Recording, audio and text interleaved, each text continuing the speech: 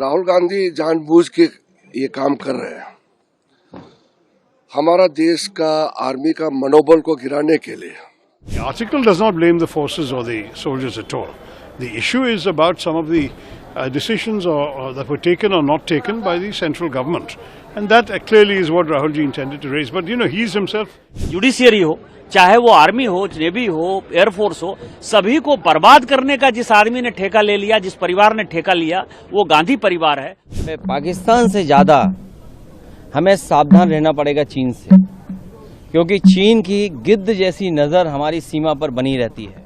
मुझे लगता है कि राहुल गांधी जानबूझ के ये काम कर रहे हैं हमारा देश का आर्मी का मनोबल को गिराने के लिए.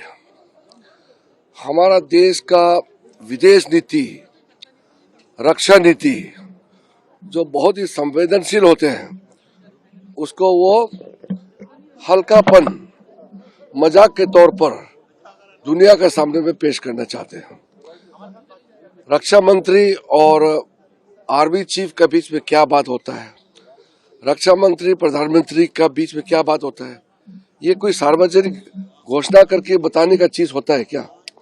इसलिए मैं समझता हूं कि राहुल गांधी ने ऐसा नहीं है, वो बचपना नादान में ऐसा कर रहे, ऐसा नहीं है.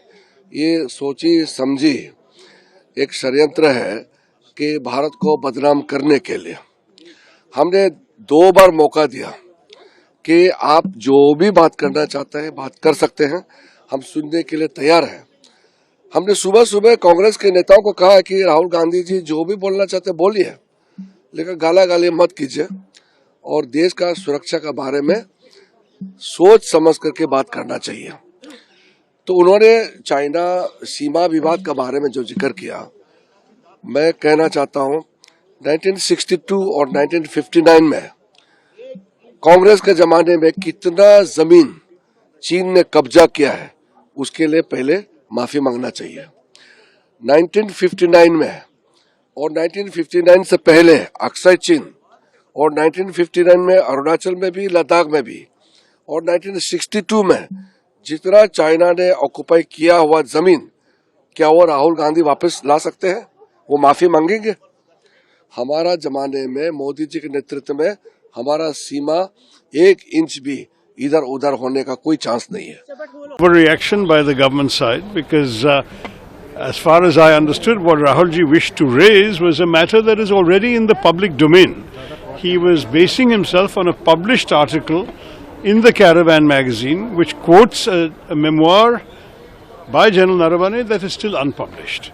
So the government, instead of objecting to the fact that the book has not been published, should have let him speak, because in any case the magazine is publicly available. Anyone can read the same article that Rahulji has read.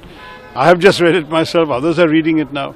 It seems to me that the overreaction of the government has needlessly paralyzed the House this afternoon. And to my mind, frankly, it would have been healthy for Parliament to have allowed the discussion to proceed, which is what Parliament is for. Defense Minister is saying... But then he can reply, no? The best answer, if the facts are wrong, is to correct the facts, not to prevent the facts from being aired. You all know this.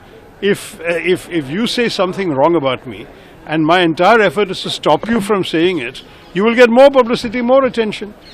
Whereas if I tell you, I'm sorry, you were wrong, here are the facts, and especially this is a house of the people, you have a way of clarifying everything before the nation, you take the nation into confidence. Isn't that the right way to proceed? The government is also totally insult of soldiers, insult of all our forces. I don't think that was his intention. He never got a chance to lay out his concerns. The article does not blame the forces or the soldiers at all. The issue is about some of the decisions that were taken or not taken by the central government. And that clearly is what Rahulji intended to raise. But you know, he's explaining himself. I don't need to explain him. He's talking to the media now, so we'll see what you all report. All I can say is I think the government need not have overreacted. Sir, Kiran Rijiju said that whatever Congress did during the Mr. Nehru's time, will they bring back the land? Will they answer? Well, the most important thing on this issue is that what the Congress did during the Nehruji's time was to conduct debates in Parliament. Every single day that the China War of 1962 was going on in November, there was a debate in Parliament where there was no whip. Even the government MPs were able to criticize the government and criticize Prime Minister Nehru. You remember that famous line when a Congress MP stood up, pointed at his bald head and said, "There is not a blade of hair growing on my head," just as Nehruji had said, "There is no blade of grass growing in Aksai Chin." He said, "Will you give this to China also?" I mean, this was the kind of debate that went on.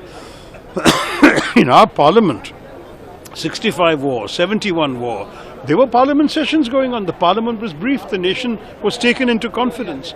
Why do we have a government that is afraid of discussion? It's really a pity. I think the government should not have reacted this way. They should have encouraged the discussion, clear the air, clarify things. The entire issue on China is a matter of great concern to the entire nation. Have a full discussion on China.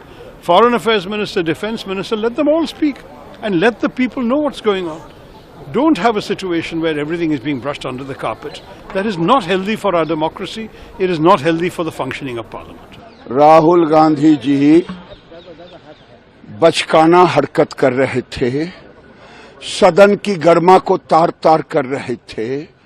लग रहा था कि कोई एक ऐसा बच्चा आ गया है जो सब चीज को छोड़ करके अपनी बात कहता हो। और राहुल गांधी को अगर बोलना ही था तो ये बताते कि चाइनीज एम्बेसी में उनकी क्या बातें हुई थी। क्या उन्होंने कहा? राहुल गांधी को बोलना ही था तो बोलते कि नाना के समय कितने हजार वर्ग किलोमीटर जमीन लिया गया, वहां से शुरू करना चाहिए था अगर भारत के एक सच्चा व्यक्ति होते तो। Leader of opposition Rahul ji अपनी महत्वपूर्ण बातें रखना चाहते थे और देश के लिए बॉर्डर सिक्योरिटी, नेशनल सिक्योरिटी और फिर चीन बॉर्डर या चाइना बॉर्डर का सवाल हो तो और महत्वपूर्ण बन जाता है। समाजवादियों ने समय समय पर सरकारों को ये बात रखी है, पाकिस्तान से ज़्यादा हमें सावधान रहना पड़ेगा चीन से, क्योंकि चीन की गिद्ध जैसी नज़र हमारी सीमा पर बनी रहती है और कई मौक़ों पर हमने देखा है आज़ादी से लेकर के अभी तक बड़े पैमाने पर चीन ने ज़मीन छीनी है। भारत की बहुत सारा हिस्सा जो भारत का था वो चीन के पास चला गया। तो इसलिए ये महत्वपूर्ण सवाल बनता है कि अगर लीडर ऑपोजिशन कोई विषय उठा रहे थे और बॉर्डर सिक्योरिटी का था, नेशनल सिक्योरिटी का था, और फिर हम कितना व्यापार कर रहे हैं चीन के साथ, शायद आंकड़े ये बताते होंगे कि इतना ट्रेड कारोबार किसी दूसरे देश से हम नहीं कर रहे हैं जितना चीन से कर रहे हैं। तो एक तरफ जहां हमारा बॉर्डर उनसे बहुत बड़े पैमाने से जुड़ा हुआ है, तो बॉर्डर सिक्योरिटी, नेशनल सिक्योरिटी और हमारा बाजार, ये तीनों चीज़ें बहुत महत्वपूर्ण बनती हैं। और अतीत अगर हम जाएं अतीत में तो बहुत सारा हिस्सा हमारा भारत का चला गया। अखिलेश जी, स्पीकर ये कह रहे हैं कि motion of thanks presidential address में था ये डिबेट, तो इसको क्यों उसे डाइवर्ट करना था? देखिए, सदन में कोई महत्वपूर्ण बात है तो वो तो उठती है और उठाना भी चाहिए। हम इसीलिए चुन करके आए हैं कि महत्वपूर्ण सवाल उठाएं। शायद इनकी दीवारों पे नहीं लिखा है नए लोकसभा की दीवार पे, लेकिन पुराने लोकसभा की दीवारों पे अगर आप ऊपर और दाएं बाएं देखोगे तो ये लिखा है कि हमें बोलना चाहिए, अपनी बात रखनी चाहिए। तो हम यहीं चुनकर इसीलिए तो आए कि हम बात रखें अपनी, हम अपना पक्ष रखें, हमें क्या समझ में आ रहा है, क्या पढ़ रहे हैं, क्या जानकारी मिली है, वो कम से कम देश से तो शेयर करें, जनता तो जाने। राहुल गांधी ये कह रहे हैं कि प्रधानमंत्री अपनी जिम्मेदारी से भाग गए थे जिस वक्त के अंदर जो गजल नरवाना साहब ने जो बात रखी है उसको लेके बड़ी बात है, प्रधानमंत्री का आरोप लगा रहे हैं। मैं फिर वही बात दोबारा कहता हूँ, नेशनल सिक्योरिटी की कोई बात हो और बॉर्डर सिक्योरिटी की बात हो और जिस समय देश के prime minister, defence minister, home minister जिनके हाथों में सब कुछ है वो हैं, तो मैं समझता हूँ लीडर ऑपोजिशन और विपक्ष जो कह रहा था वो बात सामने आनी चाहिए थी। मैं केवल एक पुराना ये लेटर नेहरू का दिखाना चाहता हूं। इसमें वो जनरल करियप्पा के बारे में कह रहे हैं कि वो मेंटली ऑफ द ट्रैक है। यदि आप 1947 के बाद से भारत का संविधान देखेंगे, भारतीय आर्मी देखेंगे, तो नेहरू परिवार की लड़ाई जनरल थिमैया से हुई, नेहरू परिवार की लड़ाई जनरल करियप्पा से हुई, नेहरू परिवार की लड़ाई जिन्होंने बांग्लादेश जीता फील्ड मार्शल मानिक शाह से हुई, और आपको पता है कि फील्ड मार्शल मानिक साहब जब तक जिंदा रहे, जब तक ये अब्दुल कलाम ने राष्ट्रपति ने इंटरवीन नहीं किया, तब तक उनको पेंशन नहीं मिला। तो और इस कारण से 62 के युद्ध में आपको पता है कि आसाम छोड़कर जो भागे मिस्टर कौल, वो उनके रिश्तेदार थे जिनको कि 18 लोगों को बाईपास करके उन्होंने आर्मी के नाते उसको हेड बनाया था और अमेरिकन फोर्सेस के साथ मिलकर वो लड़ रहे थे। तो इनका जो इतिहास है वो पलीता वाला इतिहास है, भगौड़े वाला इतिहास है। अपने दिल से जानिए पराए दिल का हाल। इसीलिए पिछले 95 चुनाव हारने के बाद कोई मीडिया इनको सीरियसली नहीं ले रही थी। पिछले 4 घंटे से ये केवल उल्टा पुल्टा बोल के, झूठ का बोलकर, जिसका किताब नहीं छपा, जो 20 सिर पैर की बात है, उसको कहा कि केवल ये मीडिया का जो है टाइम ले रहे हैं। निष्कांत जी, आपने देखा कि लगातार कि किस तरह से बार बार प्रधानमंत्री की ओर इंडिकेट कर रहे थे, डिफेंस मिनिस्टर की ओर इंडिकेट कर रहे थे। दरअसल में क्या वो इसका मकसद क्या था? मैंने तो आपको कहा ना, सबों को, सभी बच्चों